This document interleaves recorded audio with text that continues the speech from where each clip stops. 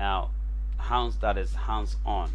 And what is hands on? That means we're going to try our hands on some practical questions here. So far as our previous video, we talk about how to perform calculation, how to use formulas, and today we are going to put all together so far as what performing financial statistics is concerned.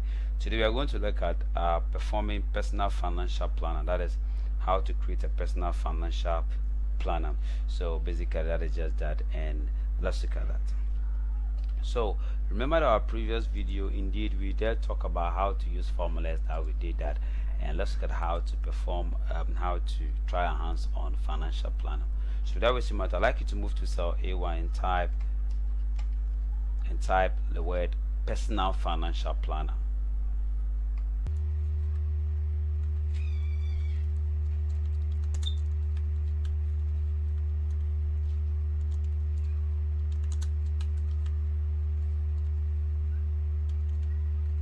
So after typing personal financial planner, I'd like you to go ahead to move to cell C3,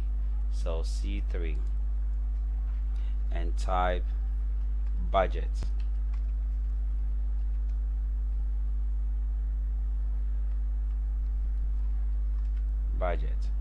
So D3 type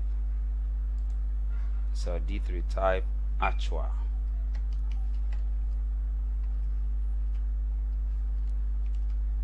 And then cell A6 type variance.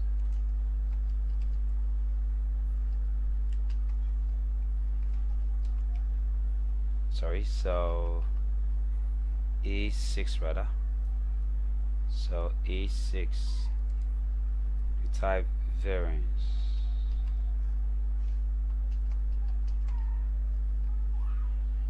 Okay. And I'd like us to move to cell A7 and type chevron.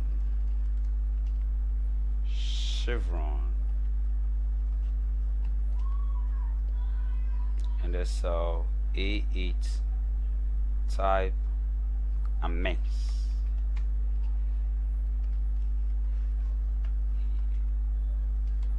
And then cell A9 let's type MC.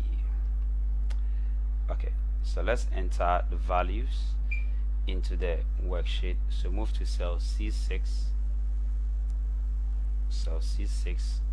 and type 1200.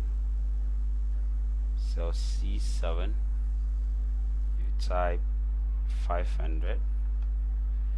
Cell C8 type 200. 75. And then let's move to cell D6, type 1200. Then cell D7 type 450. D8 215. And then D9 type 135. Then after that, what I'd like you to do is that I'd like you to move to cell A11 and type total balance.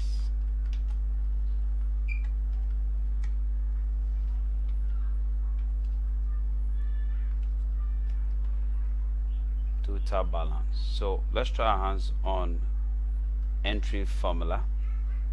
So what we are going to do, this is personal financial plan. What we are going to do again is that I'd like us to move to cell, watch me very carefully, let us move to cell E11. But before then, we are going to enter a formula to add the budgeted value in column C by typing the formula. So we are going to move to cell E11. Before we move to cell E11, let's enter a formula to sum up the budgeted value. So it's going to be equal to sum into bracket C6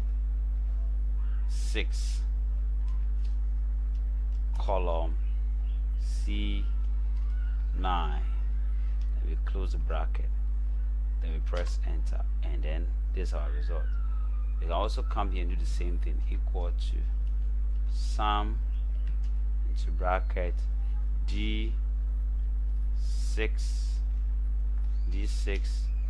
column D9. Then we close the bracket and press enter, and that's our result. I'd like us to move ahead and move to cell E11. We are going to find the variance. The variance, that's the difference between the budget and the actual. So move to cell E3, sorry, and type variance. Variance is ARIACE. So variance. So the difference between these two values, you need to subtract the budgeted value from the actual to find the variance. What we need to subtract the budgeted value, we need to subtract from the budgeted value.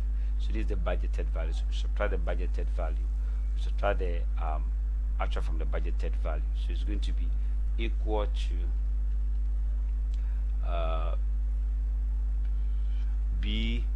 C6 minus D6. So that's our value. So do the same thing to here, the same thing, C7 minus D7. And then that's what I said, but we can use auto sum. Yes, I know you can use that, but you know, you can just do and just drag and it will work perfectly. But I want you to be confident with the formula. That's why I'm taking my time one after that for you to just know the identification of the cells. Okay, so C8, so very equal to sign C8 minus D8. You come here, do the same thing, so it's going to be equal to D9, sorry, equal to C9 minus D9. Press enter. So now let me show you something. When I add this value, it's going to give me negative value. It's going to be 25. And when I subtract to the same thing, 25. Let's try this. So equal to sum. Let me show you something, which is E6 column E9. When I close the bracket, I'm going to get this, which is negative 25. And again, also when I subtract, also is going to be equal to, so it's going to be C11. I'm going to get negative 25 also, minus D what 11,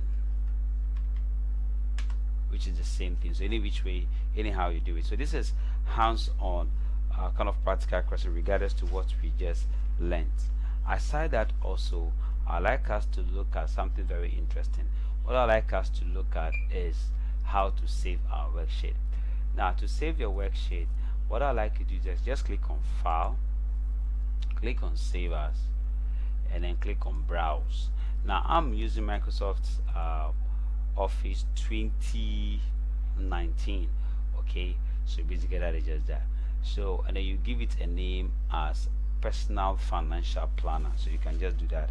So here now backspace and type Personal Financial Planner.